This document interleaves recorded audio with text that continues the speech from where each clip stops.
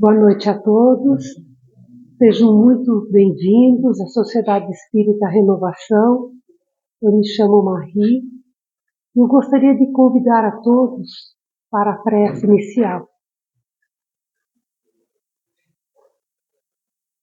Amado Mestre Jesus,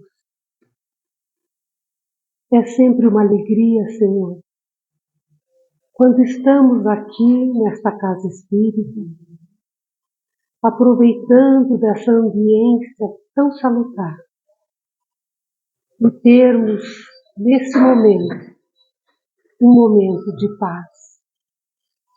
Obrigada, Jesus, por todas as oportunidades que a vida nos concede no dia a dia. Oportunidades, às vezes, pequenas, mas que fazem tanta diferença no nosso dia a dia.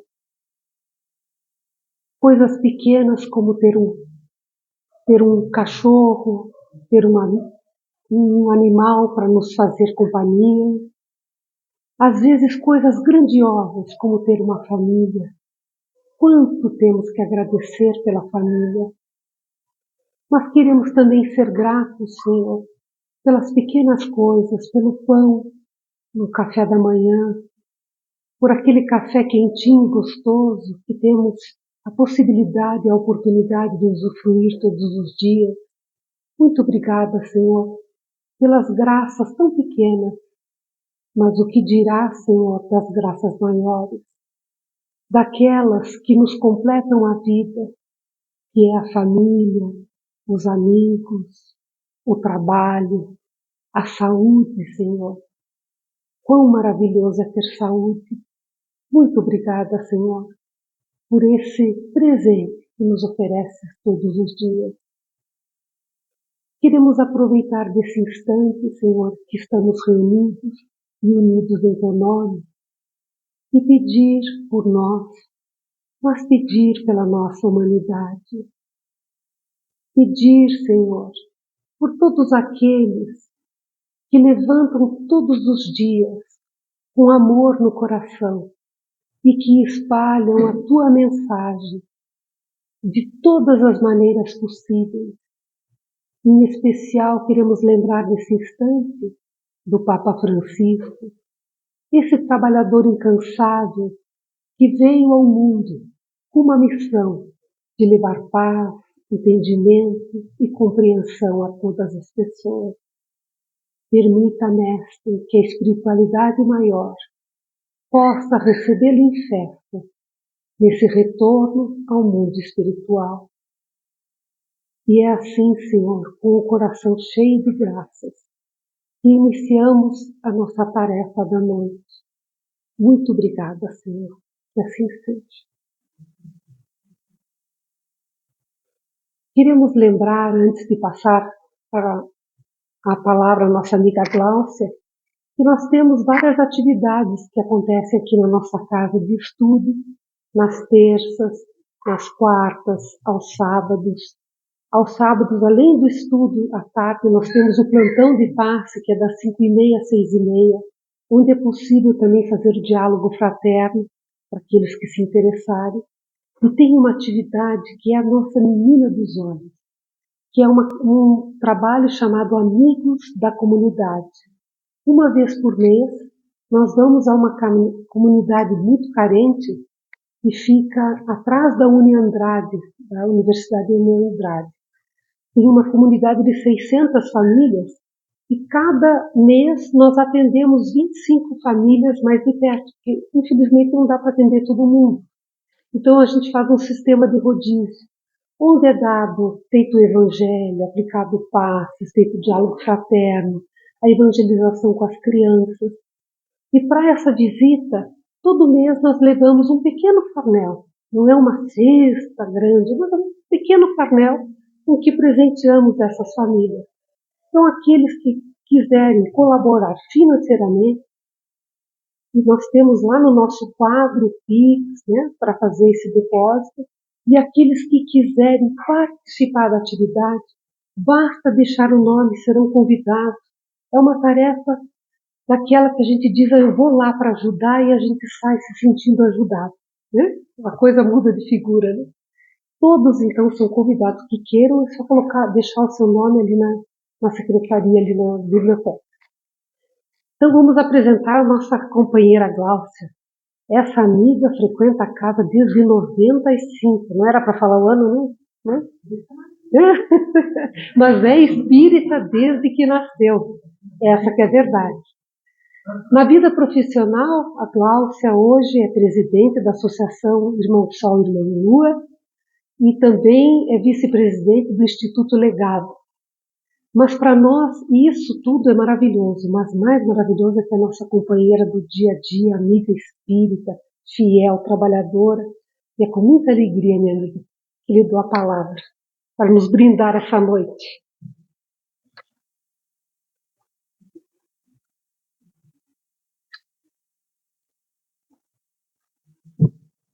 Boa noite a todos, sejam todos muito bem-vindos.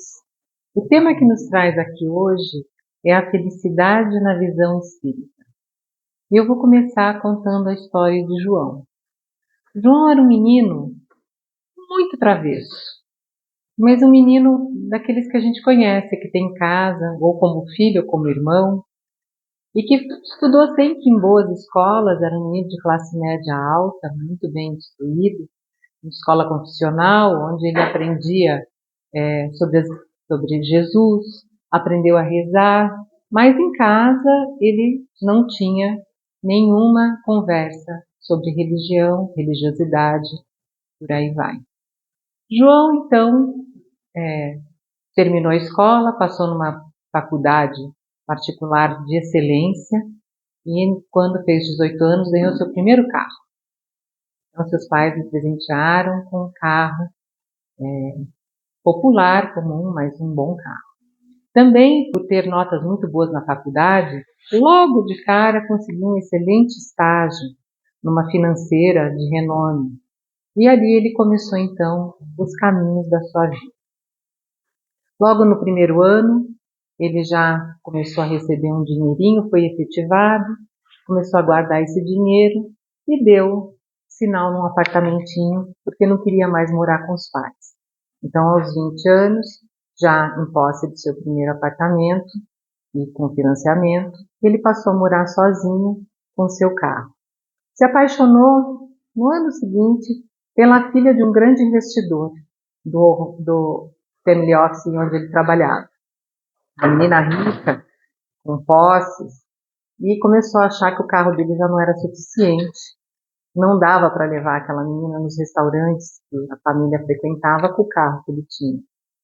Então, João fez mais um financiamento, trocou de carro por um carro melhor. E assim foi indo. Os dois se apaixonaram de fato, ele terminou a faculdade, como estava ganhando muito bem, casaram, mas o apartamento de João já não era suficiente. Ele tinha um apartamento de um quarto e era muito pouco. Então, compraram um apartamento maior, muito alegres, muito felizes, que estavam casando, um apartamento com 3 suítes, num bairro excelente, viajavam muito, curtiam a vida, tiveram seu primeiro filho. Quando tiveram o segundo filho, aí o apartamento ficou pequeno de novo. Então, João foi lá, fez mais um financiamento, comprou um apartamento maior, já era um apartamento excelente. Só que João, durante toda essa trajetória, ia percebendo que ele comprava o apartamento, era muito feliz na hora que comprava, mas um tempo depois aquilo já não lhe dava mais prazer. Então começaram as viagens. Começou a ir para a Europa, não conhecia. Depois foi para, já havia ido para os Estados Unidos, foi para a Europa, começou a pensar, vamos para a Ásia. Conheceu a Ásia e tudo se voltava para essas viagens, para os jantares, para as festas da família de sua esposa. Sempre muito bem sucedido, João dava conta de todas essas despesas.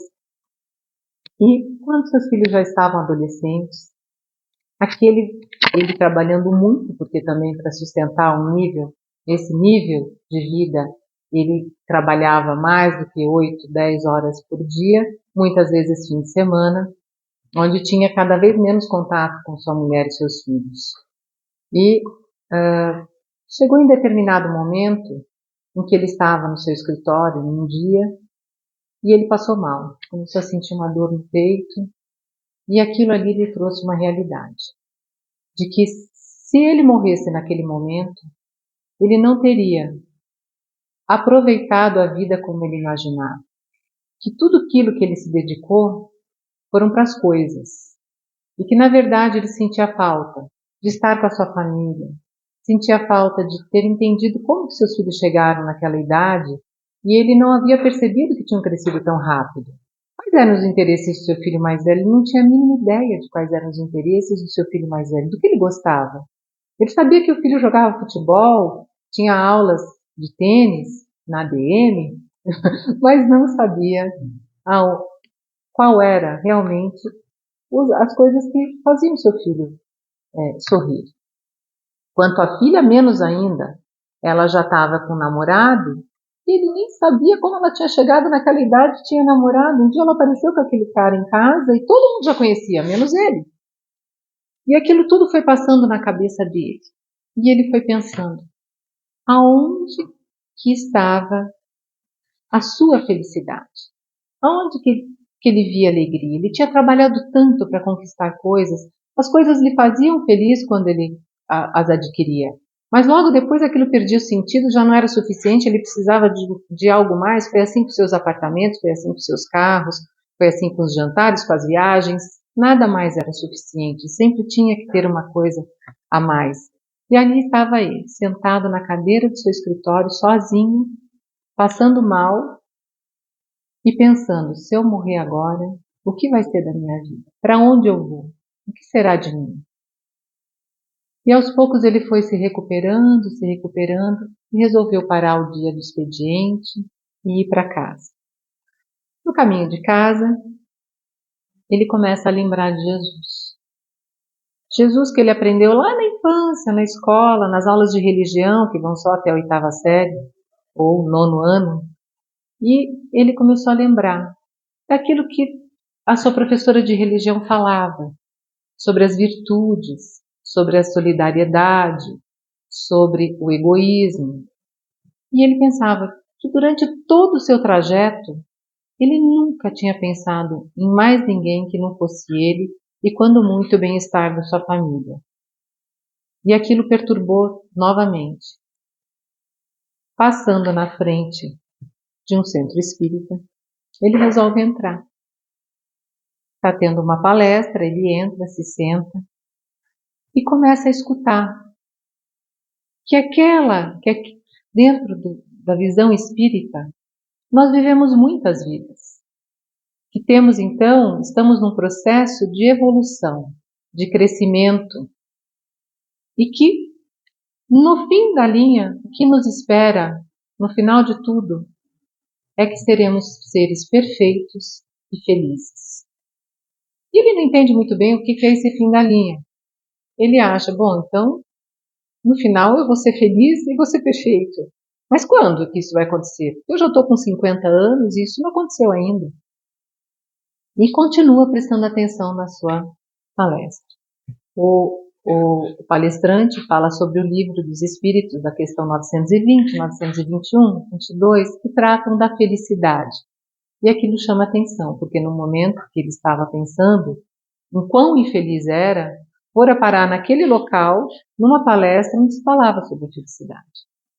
E no livro dos Espíritos, a pergunta era, é possível ser plenamente feliz na Terra? Ao que os Espíritos respondiam, não. Porque estamos ainda num planeta de provas e expiações. Em um planeta de provas e expiações, você tem momentos de felicidade. Você pode ser feliz o quanto possível para um planeta de provas e expiações. E aí entramos aqui, nós aproveitando esse gancho. Vamos lá então, né? O que é um planeta de provas e expiações? Dentro das categorias de planetas, nós temos 5. Primeiro é o primitivo, segundo de provas e expiações, regeneração, mundos felizes e mundos puros. Enfim, provas e expiações é o segundinho da lista. Só perde para primitivos, então vocês podem imaginar que nós estamos ainda assim num maternal. Maternal, no jardim da infância. A gente já saiu do maternal, já está começando a dar as primeiras, já está começando a entender a escrita, né? E o mundo de provas e expiações, o mal ainda prevalece sobre o bem. Então, tudo isso que nós vemos hoje ao nosso redor, tudo isso que acontece, que a gente fica aí pensando, meu Deus, aonde vamos parar? Quanto mais a gente assiste o noticiário, vê as notícias, vai dando uma angústia, falando é guerra aqui, guerra ali, um Trump lá, um Putin aqui, e aí a gente cai nessa ladainha do dia a dia e parece que não tem solução. Não é verdade. Tudo isso faz parte desse processo de depuração, onde a gente vai sofrendo e aprendendo, sofrendo e aprendendo. E cada um de nós é dono da das suas escolhas, de como quer viver essa vida. Se você quiser ser infeliz, e o Livro dos Espíritos diz na questão 921, nós somos os maiores provedores da nossa infelicidade, pelas escolhas que tomamos no nosso dia a dia. A prova se apresenta. Se você quiser sofrer infinitamente, você vai sofrer por aquele problema a vida inteira. Ou você pode pensar, sentir aquele baque, aquela emoção e pensar, o que eu vou fazer para resolver esse problema? E a partir daquele momento que você começa a solucionar, para de ser um sofrimento. Porque a gente só sofre por aquilo que a gente não aprendeu. Aquilo que a gente aprende, que você tira a lição, você não sofre mais. Pode acontecer de novo, você falar, isso eu já sei, vamos em frente. Porque eu já sei que não vai dar ali na frente, eu já vou resolver, vai estar resolvido, vou para o próximo. E aí a gente vai aprendendo. Porque a felicidade, ela não vem de presente, ela não vem de graça. A felicidade é um aprendizado. A felicidade é um passo a passo. É quando a gente começa a entender o que Jesus quis dizer com as virtudes, com a solidariedade, com a caridade, com o não egoísmo, onde a gente aprende a ser humilde, e não é aquela humildade que a gente tem na cabeça, aquela humildade servil, não, é ser humilde de não querer ser mais que ninguém, de dar conta da gente, de tocar o nosso dia a dia, atendendo tudo que a gente puder, aqueles que passam pelo nosso caminho, com amor, com alegria. Papa Francisco, a Marie falou do Papa Francisco, o que sempre me impressionou no Papa Francisco, e me impressiona no Divaldo Franco também, que também está pela boa, né, como a gente diz na linguagem popular, é a alegria que eles emanam. Quem que aqui já viu palestra do Divaldo que ele não conta uma piadinha, que ele não dá uma risada, que ele não fala alguma coisa, que ele não suaviza os assuntos que são tão pesados, né? Porque os assuntos que a gente trata sobre a nossa vida e o nosso processo de evolução, eles são pesados. A gente tem muito para aprender, né? E não é um aprendizado fácil, é um aprendizado que vem ou pelo amor ou pela dor, e a gente ainda prefere a dor, porque por amor tá difícil, né? Então a gente acaba escolhendo e vai dando na dor, mas vai aprendendo.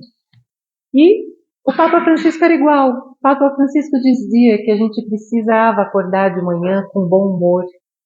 E isso era um aprendizado. Você acordar de manhã e acorda cansado e fala, mas hoje é um dia, eu acordei. E dentro da visão espírita você já tem que dizer, acordei, estou vivo. Tenho mais aí um dia que eu posso aí resolver um monte de coisa que está para trás. Cada dia que a gente acorda é uma oportunidade. É uma oportunidade de refazer, de fazer e refazer caminhos. De você raciocinar aquilo que você pode mudar na sua vida. Então você acorda de manhã e fala, bom, então já tenho a oportunidade. A oportunidade ela é bem melhor quando a gente sorri. As coisas já mudam quando você sorri de manhã. Eu tinha, desde pequena, sempre tive o hábito de olhar no espelho de manhã lá, meio assim, né, 5:30, porque as escolas começam às 7:00 que não é horário de Deus, tá? Às 7:00, você tem que, às 5:30 eu acordava, olhava e falava assim, vai, sorri, mulher. Bom, é hoje. E ia. Porque se você já acorda atrasado, de mau humor, com tudo atrabalhado, seu dia vai ser uma porcaria, gente. É muito difícil restaurar aquilo que você não conseguiu começar desde o primeiro momento que você acorda, né? Então, essa leveza, esse humor, Ele dizia que das coisas mais tristes, você podia tirar bons aprendizados, né? Sempre tinha o lado bom, o lado ruim, o lado engraçado, o lado que não era engraçado, mas a gente tinha que aproveitar para olhar o lado que nos faria melhor. E o lado que nos faz melhor é o lado da graça. Eu gosto muito da Joana de Ângeles, que é um espírito que o Divaldo psicografa, e ela trabalha muito esse nosso psicológico e emocional, porque vocês têm que ver que a felicidade, ela está muito atrelada ao nosso emocional. E nós fomos educados de uma forma externa, foi tudo para fora. Então a gente aprende física, aprende química, logaritmos, algoritmos no ensino médio, né? Você não vai usar aquilo nunca, trigonometria, tem um mínimo que você precisa saber, mas vai fundo, 1 ano aquela professora torturando você em trigonometria. E aí é um monte de coisa que você vai aprendendo, só que a gente não tem uma única aula sobre emoção. Como que é? Por que a gente acordou triste? O que nos deixou triste? Por que a gente está de mau humor? Por quê? Por que a gente não começa a perguntar aqueles sentimentos? E uma das coisas que me fez mudar muito e compreender isso, e passo a vocês, porque para mim me fez muito bem, pessoalmente falando, é um diário emocional. A partir do momento que eu peguei um caderno e todo dia eu escrevia alguma coisa que tinha me tirado da minha paz.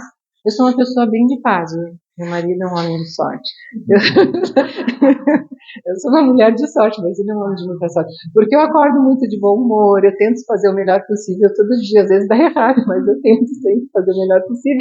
E poucas coisas, assim, me tiram mais do sério mesmo, né? E aí, aquelas coisas que eu sentia que eu começava a respirar diferente, porque daí você começa a prestar atenção na sua respiração. Eu falo, parado ofegante. Você fica parado, mas a sua respiração já não é mais a mesma respiração. A hora que você começa a se conhecer, a prestar atenção nisso, o que me tirou do sério? Qual foi o momento que isso aconteceu? E por que aconteceu? Porque a verdade, e toda essa felicidade que falamos está baseada, é de quê? E que Jesus dizia, é que o que está de fora não pode nos afetar dentro. Nós temos que ter tanta certeza de quem nós somos e de que nós estamos fazendo, que aquilo que vem de fora, uma agressão, uma palavra, uma pessoa rude no seu trabalho que chega e já sai gritando, ela está com um problema, o problema não é seu. Você acordou de bem, estava lá, deu bom dia para todo mundo e aquela pessoa chega te agredindo. Quem que está doente? Quem que tem um problema? Não é você, é ela. Mas você já se desestabiliza, você já fica com raiva daquela pessoa que está naquele estado, que na verdade o que ela precisa é de um bom pensamento de oração. Falar assim, que a gente joga amor, eu falo, né? Tem que jogar amor. Quando a pessoa vem assim, você não fala nada, porque se você falar qualquer coisa, ela vai ficar pior. Mas você olha para ela e vai jogando amor para ver se ela vai arrefecendo. E quem que está doente, gente? Não é você. Agora a gente se desestabiliza. Por quê? E são essas perguntas, esses questionamentos internos que fazem com que a gente passe a conhecer do nosso interior. Então essa educação emocional que a gente não teve, e nós aqui, eu estou vendo que todos aqui já somos adultos, não tem nenhum adolescente, nós que aqui estamos, nós não tivemos na escola. Poucos devem ter tido em casa. Então nós temos que procurar o caminho disso. E aí digo que esse diário emocional funciona muito bem. Você pega e coloca.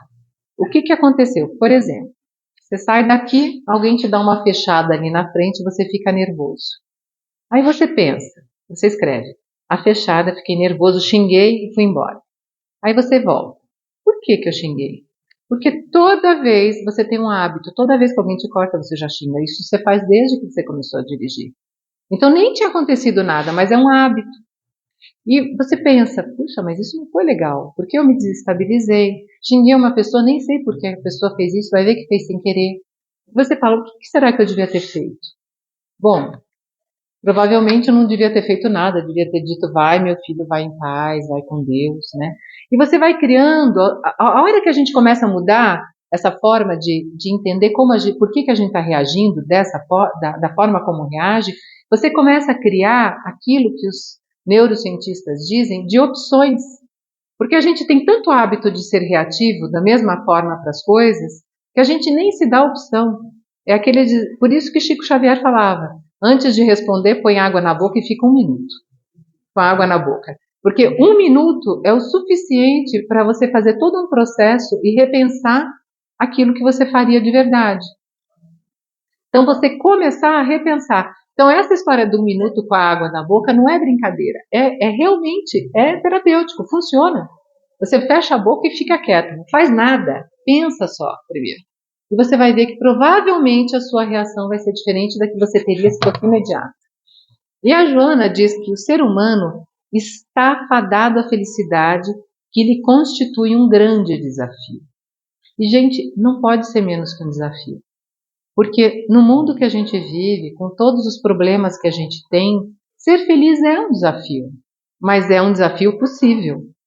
E ela continua.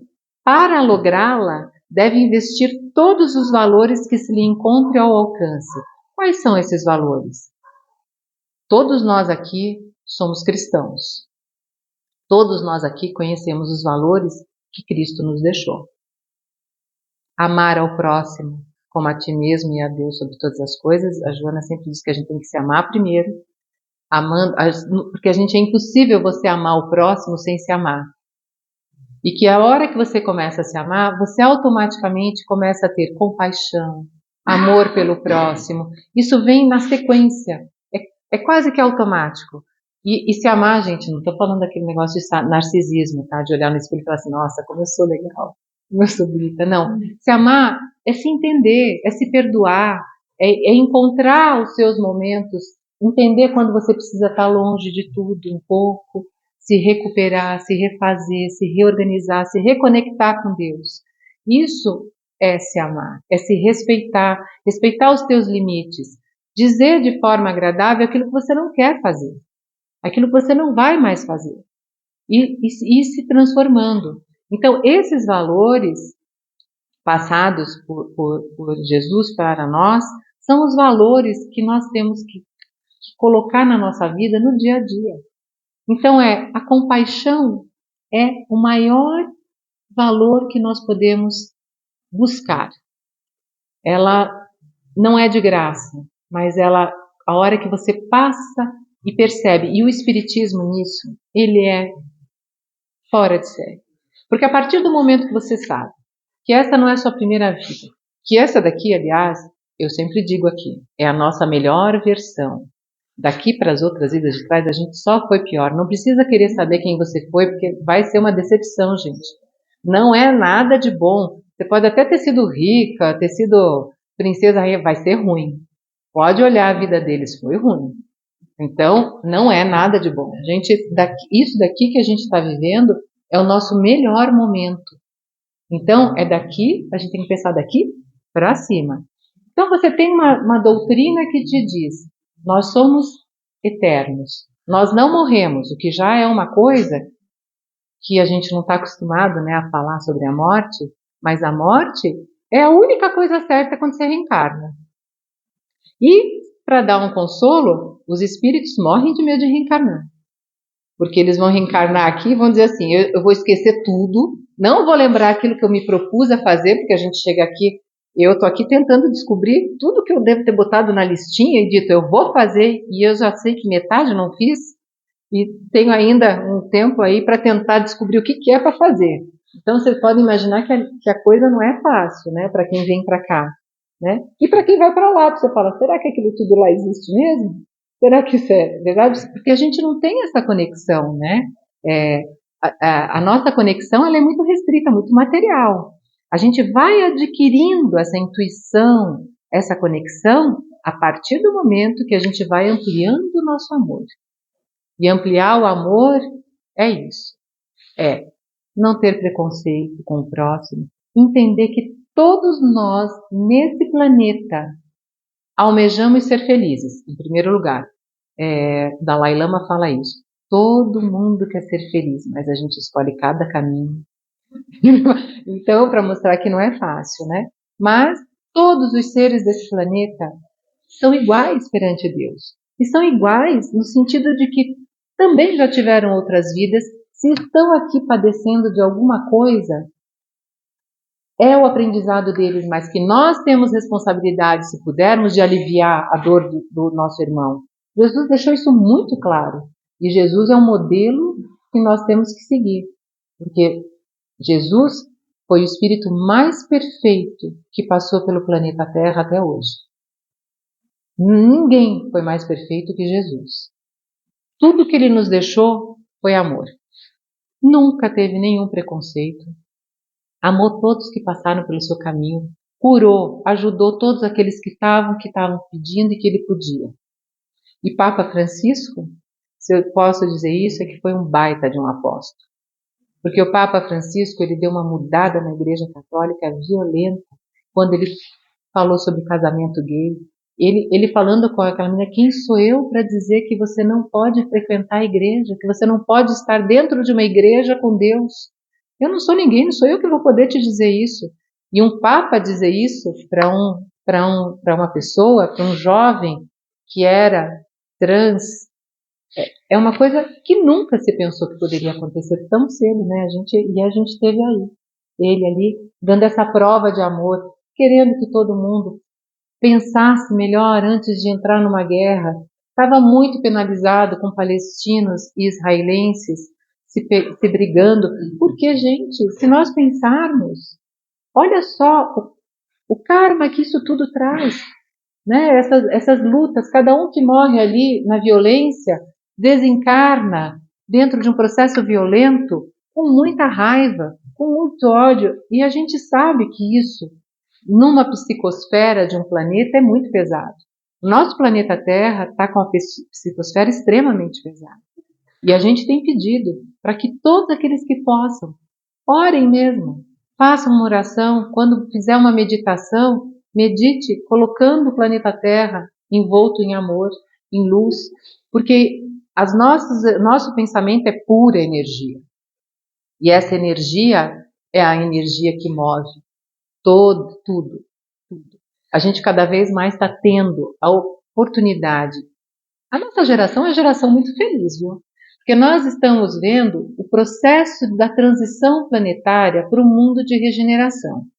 O que isso significa? Nós estamos num mundo de provas e expiações e vamos para um mundo de regeneração, onde o bem é maior do que o mal. Mas para que isso aconteça, os seres humanos necessitam dessa consciência de que nós precisamos amar. O amor. Se a gente quer ter mais bem do que mal, a gente precisa ter mais amor do que ódio. Para ter mais amor do que ódio, isso é dentro de nós. O amor não compra. Você não compra amor em loja, nem no supermercado. Ele não vem de graça e não está no DNA. Ele está dentro da tua espiritualidade, da tua individualidade. E esse amor, ele é conquistado. Você tem que pensar. Quanta gente tem preconceitos? E aí você pensa, mas por que ele tem preconceitos? Jaime, certa feita, foi convidado para dar uma palestra dentro de um coletivo de LGBTIA+. E ele pensou, o que eu vou falar? Eu não sei nada para falar sobre isso, porque eu não vivo nesse ambiente. E a palestra dele deu 10 minutos. Eu lembro até hoje, porque foi uma coisa que me marcou muito. Tinha uma drag queen que ia tocar um piano. Era um rapaz que estudou 20 anos de piano clássico na Alemanha, e os pais mandaram ele para a Alemanha com 20 anos porque ele era trans, para ficar longe. E aí durante 20 anos ele estudou na Alemanha piano clássico, tocava como vocês não podem nem imaginar. E aos 40 anos ele viu que os pais estavam ficando velhos e ele estava com muitas saudades da mãe e ele resolveu voltar. O pai não aceitava ele. E naquele ambiente estava a mãe e o pai. Obviamente, a mãe tirando foto, toda feliz, porque mãe é mãe, né, gente? Isso ninguém pode dizer. E o pai estava constrangido no cantinho e eu estava lá no fundo junto, né? E o James começou a palestra dizendo sobre preconceitos. Que o preconceito é uma coisa que impede aquele que tem o preconceito de ter uma vida plena. porque ele nunca vai poder conviver com aquelas qualidades daquelas pessoas, porque o trans é um pedacinho da vida daquela pessoa, mas e as qualidades que ela tem, o amor que ela tem, as coisas que ela faz? Não é o gênero dela que vai definir quem ela é. Quem ela é o amor que ela tem. E que o preconceito era uma barreira que o preconceituoso colocava e que impedia ele de conviver com a vítima do seu preconceito. E não o outro de conviver num mundo cheio de diferenças. E aquele senhor do meu lado começou a chorar copiosamente. Ele devia ter uns 70 e poucos anos, mas chorava. Quando acabou a palestra, ele veio falar comigo e falou assim, era o seu marido? Estava falando, eu falei, era. Eu nunca tinha pensado sobre esse ponto de vista. E aí ele saiu dali, aí eu até me emocionei, e foi lá abraçar o filho dele. O filho que estava uma loura linda de 1,90 m, com um saltão desse tamanho, parecendo a Marilyn Monroe, a coisa mais linda do mundo, tocando, tinha lá arrasado naquele piano, e ainda com uma tenor, que era também lésbica, cantando tudo, ela canta pelo mundo inteiro, faz parte de um grupo de ópera da Europa. Gente, foi uma das coisas mais lindas, que eu vi aquele piano com aquela moça cantando, e aquele senhor daí no final indo lá. Então, para nós vermos como a gente coloca barreiras que a gente não raciocina sobre elas. Elas vieram num combo cultural e a gente assimila culturalmente aquilo, só que nós estamos num momento do mundo que a gente não pode assimilar tudo que a gente escuta. A gente tem que começar a entrar dentro da gente, saber o que faz sentido para a gente. Por que aquele ser não pode estar envolto? Porque, gente, tem hétero ruim e hétero bom, tem homossexual ruim e tem homossexual bom. Isso, o que ele é não define, o que define ele é o amor, é o que ele faz, é a pessoa que ele é, o que ele entrega para o mundo. Quanta gente a gente conhece que é pobrezinha, não tem onde cair morta, e está dividindo o seu almoço com o pobrezinho do lado. E a gente é capaz de andar numa rua onde a gente tem as marquises e ter aquele monte de gente comendo, passando fome e não olhar como se eles não existissem, porque aquilo incomoda. E isso me incomodou muito no Rio de Janeiro. Tenho uma filha que faz teatro no Rio de Janeiro, fui para lá passar uma semana, e Ipanema, a cada quadra tinha uma família morando na rua, e as pessoas passam como se eles não existissem. E aquilo vai te dando uma angústia que você fala, meu Deus, não é possível que não vejam que essa pessoa está ali passando uma dificuldade. E não veem, não querem ver. São egoístas o suficiente para não olharem para o lado. E aquele ser humano é um ser humano que está num processo de evolução como todos nós. Com menos oportunidades por talvez necessitar dessa prova, mas que se nós temos condições de aliviar essas dificuldades do outro, se nos é possível, nós devemos fazer todo o bem possível. Não é o mal que a gente não faz, é todo o bem que a gente deixou de fazer e podia ter feito. Então a nossa evolução ela não está atrelada ao mal que a gente não faz, mas ao bem que a gente não fez.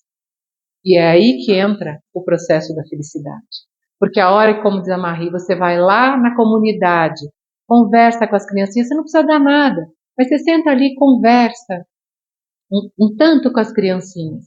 Você sai dali realizada, porque você vê os sorrisos dela. Elas não têm nada e estão lá sorrindo, te contando historinha, falando. Eu vejo isso na ONG, na Irmão Sol, Irmão Lu, as menininhas. A gente dá contraturno para meninas de 6 a 16 anos, né? Elas entram acabrunhadas quando chegam na ONG. Elas não sabem, elas não sorriem. E aos poucos elas vão se soltando e vão vendo as brincadeiras, e vão sentindo o amor, e vão sentindo aquele ambiente de paz, de harmonia que elas não têm em casa, porque são altamente vulneráveis, né? E elas vão se soltando e você vai vendo os sorrisinhos aparecendo. Você começa a ver os desenhos que eram tão escuros começarem a ficar mais coloridos, a desenhar flor, passarinho, borboleta, coisa que elas não desenhavam, elas desenhavam coisas mais pesadas. E aí você vai percebendo como a amorosidade que elas recebem naquelas 3 horas, 4 horas que elas estão ali, o interesse que demonstramos por elas, o que faz de bem para essas pessoas. Todo ser humano precisa de amor, precisa de carinho, precisa que se interessem por elas. E Joana continua: ninguém deve considerar a felicidade como um estado de plenitude, de ausência de ação, mediante a qual o nada fazer geraria contentamento ou despreocupação. Isso é aquela famosa, eu vou me aposentar e morar na praia. E aí, eu já pensei isso na minha vida uma época. Aí eu comecei a ver quem se aposentava e ia morar na praia. Meu Deus, vai ficando velho rápido, gente, vai ficando velho numa rapidez que dá até desespero. Porque não tem nada, não fazem nada. Acorda de manhã, é férias todo dia. Só que daí não tem mais graça, porque daí já não é férias, é tua rotina. Então, aí as férias tem que ser um pouco mais elaboradas, porque aquelas férias não dá, daí vai para Dubai. Aí, gente, é lindo de ver. Vai para Dubai, porque eu fui na feira do ouro, vi aquele monte de ouro, comprei um monte de corrente. Você fala, puxa vida, eu fiquei aqui mesmo na praia, no sol. Mas é esse tipo de valor que a gente começa a perceber, né? Que a gente é o planeta Terra, ele é um shopping center, gente, é tudo para fora. A gente foi criado para olhar tudo que acontece lá fora. Pandemia deixou gente maluca, porque teve gente que ficou sozinha mesmo em casa. E ficou maluco, porque você conviver com você 24 horas por dia, pensa, só você, não é fácil, né? Se você não estiver bem, se você não for de bem com você mesmo, você quase se mata. Assim, é um papo bem complexo. E a pandemia trouxe muito isso. O quanto a gente é voltado para fora e não é voltado para dentro. Porque a gente poderia ter aproveitado muito, falado, bom, já que está na pandemia, eu estou aqui, vou aproveitar para ler tudo que eu não li, vou fazer minhas meditações, posso meditar não meia hora, porque eu tenho que trabalhar, mas 1 hora e meia, né? Não, aquilo entrou num processo de aceleração que muita gente virou, e muita gente não, muita gente aproveitou realmente, né? O processo. É impossível uma existência feliz distante do trabalho, da solidariedade e das ações de engrandecimento moral do self, que é o seu interior, bem como dos indivíduos com os quais se é colocado para conviver. Família. Tá aí. Família é outro ponto. A gente não nasce no lugar errado. A gente nasce exatamente onde a gente combinou que ia nascer. Para tudo. Então, aquele teu desafeto na família é o teu maior. É onde você tem que colocar toda a sua atenção. Como você faz para diluir aquilo? Porque aquilo vem de lá, gente. Essas brigas de família. Ah, mas ele é altamente, ele pensa totalmente diferente de mim. Isso é um outro problema. Ninguém precisa pensar igual a ninguém, mas o respeito e o carinho que você tenha por um familiar, isso tem um nível que a gente tem que prestar atenção, né? Então, eu tenho um irmão extremamente difícil. Por muito tempo foi difícil até eu perceber que era eu que tinha que mudar a minha relação com ele. Eu não poderia ter expectativas desleais em relação a ele. Ele era daquele jeito e ele não estava preocupado em mudar. Eu estou preocupada em mudar. E eu comecei a mudar o meu comportamento em relação a ele. Então, quando chegava no assunto difícil, eu mudava de assunto e falava assim, como tua filha tá linda, pronto. Aí falou da filha, ele falava assim, então a gente tem as coisinhas, você puxa para aquele assunto que aquela pessoa tem igual a você. Então eu falava, sua filha tá tão linda, ela tá tão grande, ele falava, tá vendo? E tá ótima na escola, tá vendo? Já mudava toda a vibração do lugar, aquilo já atenuava. Então a gente, cada um sabe de si, sabe do seu entorno, para saber aonde que a gente tem que pegar a listinha. Desse modo, a busca da felicidade deve caracterizar-se pelo conhecimento de si mesmo em relação aos demais indivíduos, pela conscientização das próprias aspirações, pelos objetivos que sejam colocados como fundamentais para a vida. E aí é que o autoconhecimento é muito importante. Todo mundo fala de autoconhecimento, parece assim, eu me conheço, mas não é disso que eu estou falando, não é isso eu me conheço. O quanto que a gente se conhece, porque a gente se surpreende bastante, né? Em alguns eventos da vida que vem, você fala, eu tive uma reação que eu nunca imaginei que eu teria. Porque a gente não se conhece tanto quanto pensa. Mas esse autoconhecimento que ele diz é isso. O que para mim tem valor? Quais são os valores que eu preciso melhorar em mim? O que eu preciso? Não é no outro, é em mim. Porque o outro, você não muda, gente. Ninguém muda o outro. Porque a gente mal e mal consegue mudar a gente. E digo por um simples motivo. Quem aqui já não quis fazer dieta? E é fácil? Basta falar, não posso comer doce, você já pensa, doce, doce, doce, doce, doce. Aquele negócio fica na sua cabeça, né? Então, é a mesma coisa para mudar uma coisinha, um vício. Não, eu vou parar agora de beber. Aí pronto, daí chega a primeira festa, você bebe. E você quer que o outro mude, seja exatamente como você quer. Isso não existe. Agora, se nós nos modificarmos, muitas vezes com o nosso exemplo, a gente modifica o outro. Mas não porque a gente quis, porque ele viu que você se modificou, ele viu como fez bem a você e pode, como exemplo, tentar fazer com ele também.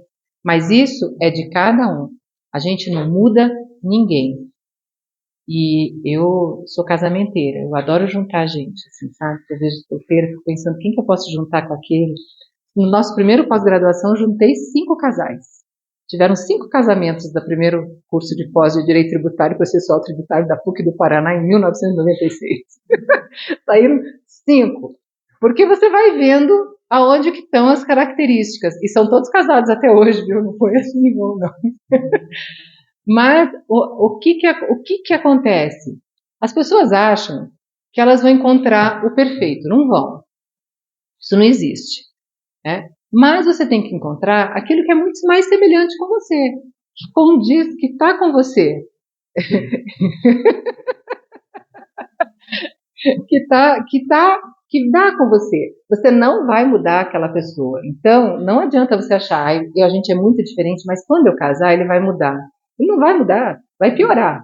Porque daí ele vai se sentir tranquilo e ele saiu da casa da mãe e agora é a sua casa, que é quase a casa da mãe. Então, gente, todas essas relações são muito importantes você observar. Eu falo para minha filha, olha como o rapaz trata a mãe dele. Porque a pessoa mais íntima dele é a mãe. A segunda vai ser você. A partir do momento que vocês casarem, você vai ser a pessoa mais íntima. Se ele é carinhoso com a mãe, ele vai ser carinhoso com você. Estou falando de uma mãe comum, tá? Tem gente que tem umas mães também que não dá para contar, mas assim, é normal, né? Então, vai ser com você. Se ele dá atenção para a mãe, ele vai dar para você, porque é como ele foi criado, é o que ele está habituado, né? É muito difícil essas mudanças muito radicais só porque casou. Então, os casamentos que dão certo, eles têm essa ideia dessa mudança conjunta. Na hora que você se une, é uma outra família, você ter a paciência, o diálogo, o crescer junto, né? Entender o momento do outro. E isso é com todo mundo na vida, não é só com o teu parceiro. É com os teus filhos. A gente tem muita expectativa desleal com o filho. Você acha que o seu filho tem que ser melhor com você. Por quê? E a gente espera que ele seja, mas por que ele teria que ser melhor que você? Porque você acha que a gente tem essa ideia de que aquilo que vem depois tem que ser melhor. Nem sempre. Às vezes ele está ali porque é um processo de resgate lá de trás. E você está ali para resgatar aquilo. E você tem que ser melhor, você tem que dar todo o teu amor para que ele possa realmente ser melhor depois, se desenvolver. Então, existem processos e processos dentro de cada família.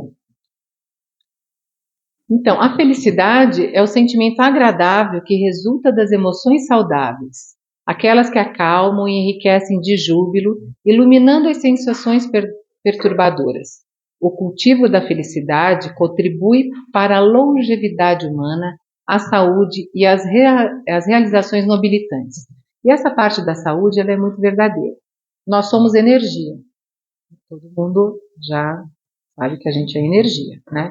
Essa mesa é feita da mesma matéria que o meu corpo, porque no planeta Terra toda a matéria se resume a carbono, nitrogênio, sei lá, uns elementos que tudo aqui é feito disso. O que difere é o processo elétrico de vibração. Então, quando nós estamos bem, o nosso corpo em harmonia, é como se a gente tivesse uma peneira. Nada entra. Você não fica doente.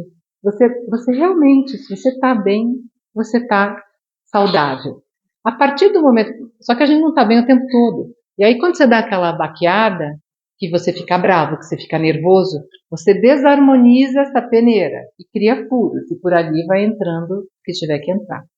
Né? Então, quando você ficar doente, ficar resfriado, gripado mesmo, fala assim, eu peguei aquela gripe porque eu tomei aquela friagem, e aí você pensa em todo o processo, se foi só a gripe e a friagem mesmo, ou se naquela semana você trabalhou mais do que o normal, você se incomodou mais do que o normal, porque a gente toma tanta gripe e friagem, e não, tanto frio e gelados e não fica gripado, e num determinado momento fica. E quando a gente começa a se perceber nesse processo de ser, né, integral, você começa a perceber aonde estão as doenças. O câncer, os médicos hoje dizem, 80% dos cânceres são psicossomáticos. Nós nos adoecemos, 20% é genético. Então, olha só o processo que a gente cria de desarmonia celular a ponto de as nossas células ficarem adoecidas. Então, nós somos responsáveis pela nossa saúde. Só que nós não fomos educados a pensar que nós somos responsáveis pela nossa saúde de dentro para fora. A gente sempre acha que nós somos responsáveis pela nossa saúde de fora para dentro. É o que a gente come, é o que a gente bebe, é o ambiente que a gente está. Mas não é só de fora para dentro. É de dentro para fora, muito mais do que fora para dentro. Então, essa harmonia a gente precisa manter. O hábito salutar da meditação e da oração, de caminhadas e exercícios que liberam toxinas cerebrais e renovam a oxigenação do encéfalo, predispõe às realizações enobrecedoras mediante o esforço físico bem direcionado, propiciando felicidade. E aí, esse livro chama Encontro com a Paz e a Saúde, da Joana de Ângeles, né? É um livrinho pequenininho, assim, e tem um que é da série psicológica também. O que acontece é o seguinte, nós temos que nos medicar. Oração, essa conexão que a gente faz, não é oração rezada, seguida, daquelas decoradas, é a conversa que a gente tem com o nosso guia, com Deus, com a natureza, o agradecimento, ser grato. A gente tem que ser grato todo dia, tem que deitar à noite e falar, nossa, que oportunidade que eu tive hoje. E o que eu não aproveitei dessa oportunidade? Da mesma forma que a gente agradece quando acorda, fala, estou vivo, tem mais um dia, a gente dorme e fala, foi um dia produtivo. Ou não foi produtivo por conta disso, e amanhã vai ser mais produtivo. E aí, ir se aperfeiçoando e se conhecendo. Tudo é autoconhecimento, tudo é amor. E é isso, gente. A gente está nesse mundo para ser feliz. A gente pode ser feliz todos os dias. Não é um estado perene, mas a gente pode ter pequenos momentos de felicidade todos os dias. E muito mais felicidades do que não felicidades. Porque nós aqui, principalmente, que conhecemos a doutrina, sabemos que nós estamos num processo de evolução e que nosso fim é ser perfeito, é ser feliz e que depende de nós apenas, não depende do outro. É só de nós, isso já é uma grande alegria, porque se dependesse do outro era bem complicado, mas não depende. Depende só de cada um de nós a felicidade que a gente pode adquirir. Só de nós. A velocidade com que nós vamos fazer essa evolução, não, também depende de nós. Um dia nós vamos chegar lá. Uns mais rápidos, outros mais lentamente, mas nós vamos chegar. Não adianta querer ir para trás, não dá para ir para trás. A partir do momento que a gente aprende as coisas, a gente só evolui. Né? Dá para estagnar? Dá para viver essa vidinha, não pensar em nada, viajar, ir para o restaurante, comprar o carro, trocar o carro quando está infeliz, achar que está feliz porque trocou o carro. Dá para viver a vizinha do João. Né? E foi para o João que Vicente de Carvalho fez a seguinte poesia com a qual eu termino. Só a leve esperança em toda a vida disfarça a pena de viver, mais nada. Nem é mais a existência resumida que uma grande esperança malograda. Eterno sonho da alma desterrada, sonho que atrás ansiosa e embevecida, é uma hora feliz sempre adiada e que não chega nunca em toda a vida. Essa felicidade que supomos, árvore milagrosa que sonhamos, Toda a reada de dourados pomos existe sim, mas nós não a alcançamos, porque está sempre apenas aonde a pomos, e nunca pomos onde nós estamos. Então que nós não façamos isso, que nós estejamos sempre presentes e perto da nossa felicidade, e que possamos construir a felicidade não apenas a nossa, mas o mínimo que a gente pode ajudar aqueles que estão ao nosso redor. Agradeço a paciência de vocês, muito boa noite, muito obrigada.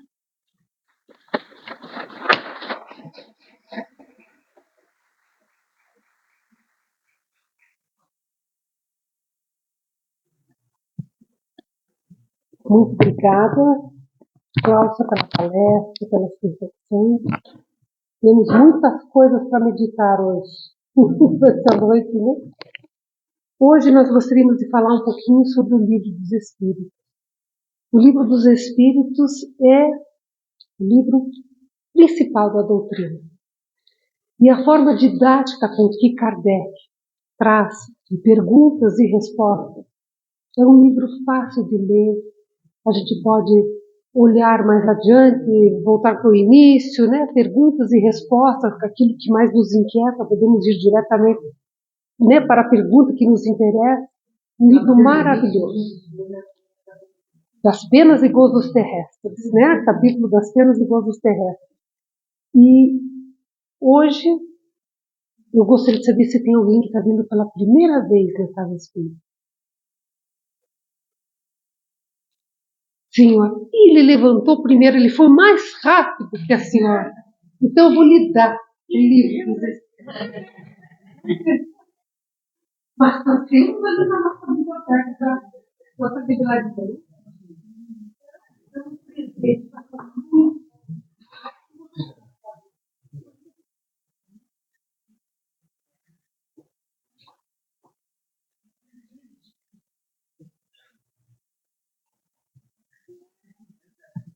Vamos orar então, e depois da nossa oração nós vamos ter o passe. Todos serão convidados. Quem quiser, fique sentado que serão chamados, tá bom? Senhor Jesus, queremos pedir nesse instante, Mestre, que os Espíritos amigos possam derramar sobre nós as energias de paz, de tranquilidade, de harmonia, de alegria, permitindo, Senhor, que possamos levar daqui desta casa esta alegria no coração que a palestra de hoje nos mostrou. Essa vontade de ser feliz, de amar, de encontrar o próximo encontrando-se a si próprio. Que possamos, Senhor, ter a caridade para com o próximo, mas ter também a caridade para conosco mesmo, para que possamos nos perdoar das falhas que cometemos e encontrar dentro de nós as forças necessárias para nos curarmos a nós mesmos e sairmos de dentro de nós em busca do próximo. Sê conosco, Senhor. Auxilia-nos a cada um nos bons propósitos que trazemos dentro do coração. Que assim seja.